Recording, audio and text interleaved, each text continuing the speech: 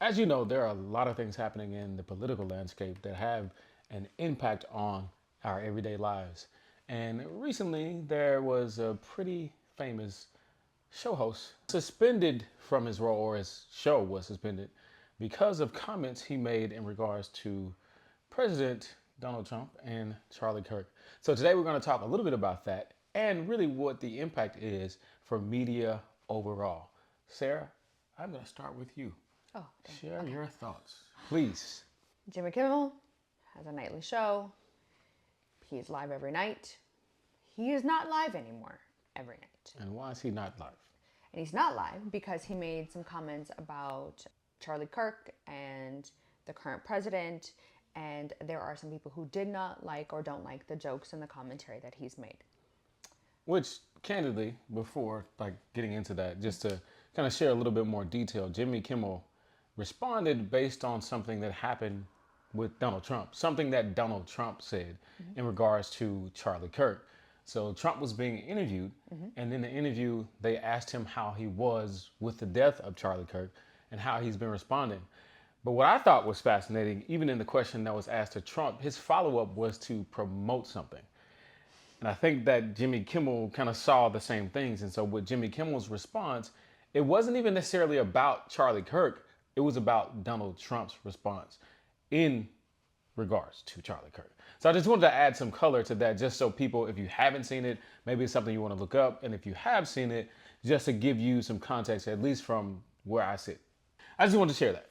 Listen, I was going to skip right over that. Nope. But the And context, this isn't a political show. it is not. It is not any of those things. I'm not telling you whether it be left or right, but essentially what Jimmy Kimmel was stating was immediately after Charlie Kirk was shot. Everybody from the right, this is the right, everybody from the right was immediately saying that it was a leftist extremist who murdered Charlie Kirk.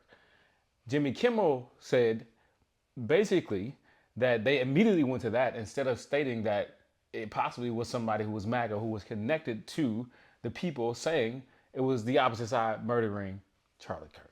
So that's the context, and I wanted to ensure that you understood that as we shift a little bit over, actually far over to what the impact is for media.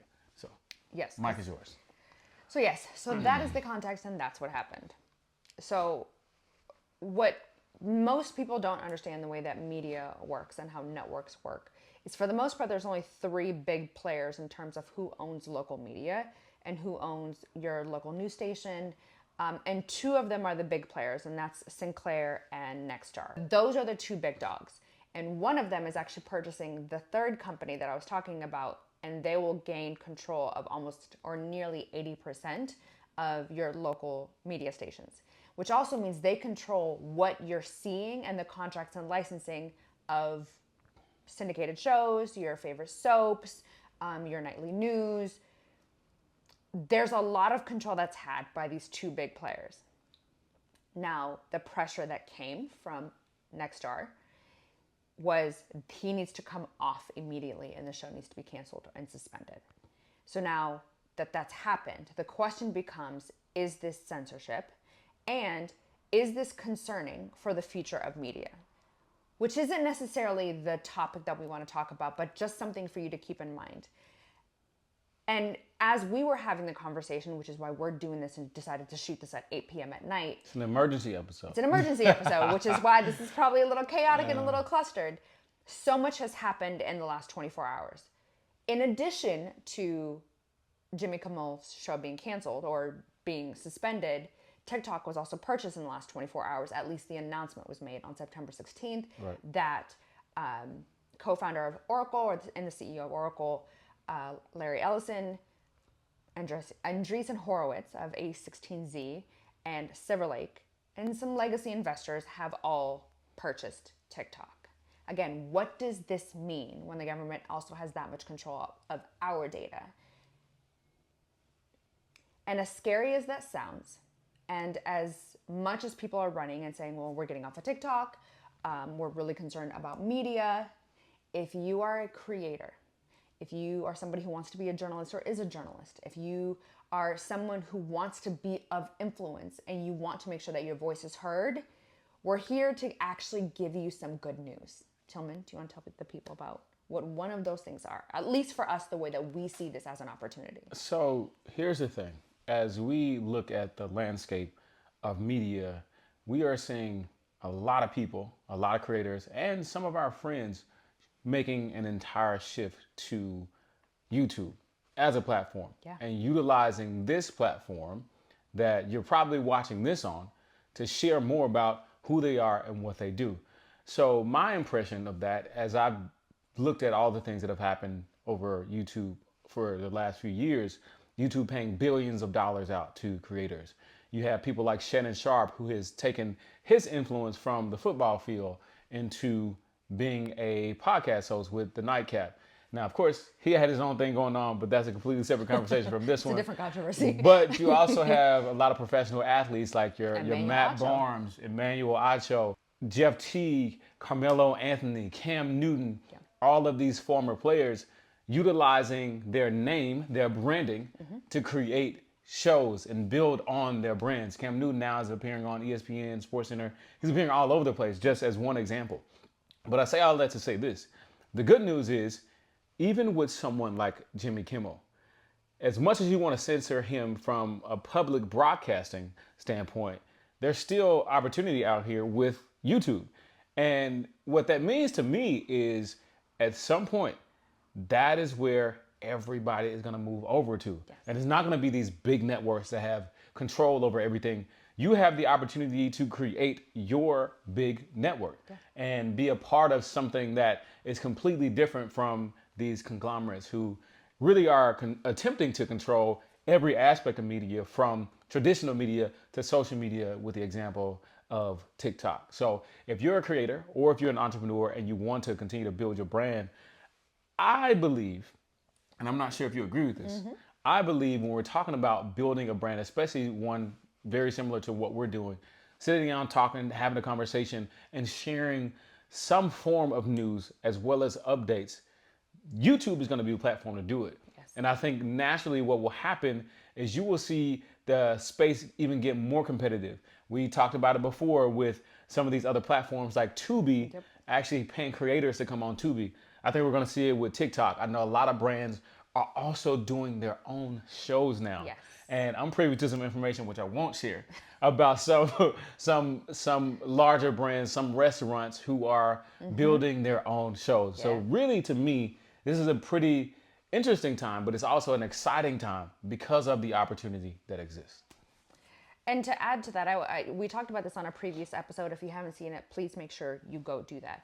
When we talked about Tubi, they're not just paying creators for new shows, they're also buying their catalogs. So make great content on YouTube. If you do that, the assumption is that YouTube is oversaturated, and it's not. It's still not the long form game.